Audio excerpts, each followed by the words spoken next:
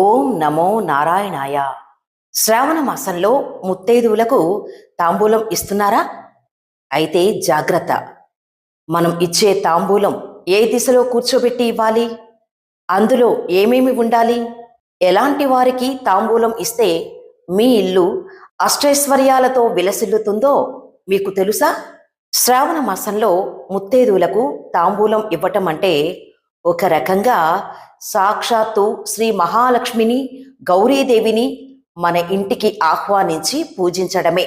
కానీ చాలామంది తెలియక కొన్ని చిన్న చిన్న పొరపాట్లు చేస్తుంటారు. ఈరోజు మనం ముత్తైదువుల ఎంపిక నుండి తాంబూలంలో పెట్టాల్సిన పదార్థాలు, సరైన సమయం, కూర్చోబెట్టాల్సిన దిశ వరకు ప్రతి ఒక్క నియమాన్ని చాలా వివరంగా తెలుసుకుందాం. మొదటిగా ఎలాంటి వారికి తాంబూలం ఇవ్వాలి? సదాచారం, భక్తి శ్రద్ధలు ఉండి దీర్ఘసుమంగళిగా ఉన్న ముత్తైదువులను గౌరవంగా ఆహ్వానించాలి. వివాహమై సదాచారంతో ఉంటే వయస్సుతో సంబంధం లేదు. చిన్నవారైనా పెద్దవారైనా ముత్తైదువుగా పూజించవచ్చు. ముఖ్యంగా ధర్మనిష్ట కలిగిన ఆత్మీయులు, ఇంటికి వచ్చే ఆడపడుచులు, లక్ష్మీ కళ ఉట్టిపడే ముత్తైదువులకు ప్రాధాన్యం ఇవ్వాలి. మరి ఎంతమందికి ఇవ్వవచ్చు? తాంబూలం ఎప్పుడైనా బేసి సంఖ్యలో ఇవ్వటం మన సంప్రదాయం. 1, 3, 5, 9, 11, 21 లేదా 108 మందికి మీ స్తోమతను బట్టి ఇవ్వవచ్చు.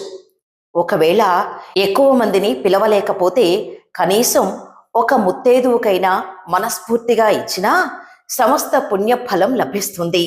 తాంబూలంలో ఏమేమి ఉండాలి? శాస్త్రం ప్రకారం సంపూర్ణ తాంబూలంలో ఇవి తప్పనిసరిగా ఉండాలి. తమలపాకులు, కనీసం 2 తమలపాకులు ఉండాలి. తొడలు, ఈనెలు తెగిపోకుండా పచ్చగా పండినవి ఉండాలి. తమలపాకు తొడిమెలు మీ వైపు, కొనలు వారికి ఎదురుగా ఉండేలా ఉంచాలి. ఒక్కలు, 2 లేదా 3 సుగంధ వక్కలు లేదా ఒక్కపొడి. పసుపు, కుంకుమ లక్ష్మీదేవి యొక్క దివ్య స్వరూపాలు. పువ్వులు, తాజా సువాసన గల పువ్వులు, గులాబీ, చామంతి లేదా మల్లెపూలు. పండ్లు, కనీసం 2 అరటి పండ్లు లేదా ఏవైనా రుచికరమైన ఋతుఫలాలు. రవిక గుడ్డ, బ్లౌజ్ పీస్, పసుపు, ఎరుపు లేదా ఆకుపచ్చ రంగు రవిక గుడ్డను మడత పెట్టి ఉంచాలి. నలుపు రంగును పూర్తిగా నివారించాలి. దక్షిణ, నాణేలు. తాంబూలం ఇచ్చేటప్పుడు దక్షిణ లేకపోతే ఆ తాంబూలానికి ఫలం ఉండదు. మీ స్తోమతను బట్టి దక్షిణ ఉంచాలి. గాజులు, మంగళ ద్రవ్యాలు. తాంబూలంతో పాటు పసుపు, ఎరుపు రంగు గాజులు, కాటుక, అద్దం, దువ్వెన లాంటి మంగళ ద్రవ్యాలను ఇవ్వటం చాలా శుభప్రదం. మనం తాంబూలం ఇచ్చేటప్పుడు గంభీరంగా కాకుండా మంచి చిరునవ్వుతో, నిండైన ఆనందంతో సమర్పిస్తేనే ఆ పూజకు పూర్తి ఫలం దక్కుతుంది.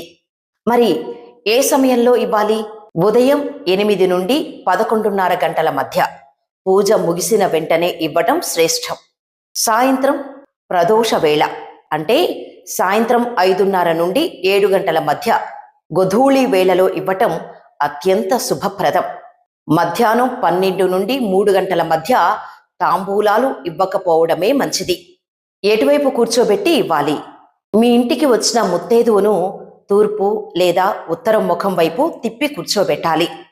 తాంబూలం ఇచ్చే గృహిణి పడమర లేదా దక్షిణ ముఖంగా నిలబడి వారికి ఇవ్వాలి.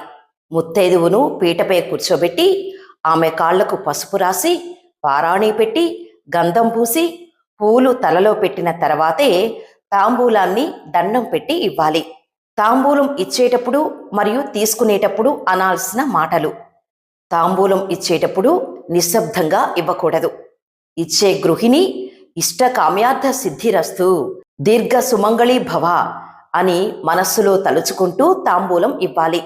తీసుకునే ముత్తైదువు కూడా జగన్మాత లక్ష్మీదేవి అనుగ్రహం మీకు కలుగుగాక అని ఆశీర్వదిస్తూ 2 చేతులతో స్వీకరించాలి. ఇలా సశాస్త్రీయంగా తాంబూలం ఇస్తే మీ ఇల్లు పసుపు కుంకుమలతో, లక్ష్మీదేవి కటాక్షంతో నిరంతరం వెలసిల్లుతుంది. చూసారా? ఈ శ్రావణ మాసంలో ఈ చిన్న చిన్న పద్ధతులు ఫాలో అవుతూ ముత్తైదువులకు తాంబూలం ఇచ్చి ఆ శ్రీ మహాలక్ష్మీదేవి పరిపూర్ణ అనుగ్రహాన్ని పొందండి. మరి ఈ పవిత్రమైన సమాచారాన్ని మీ వారందరికీ షేర్ చేయండి. ధన్యవాదాలు.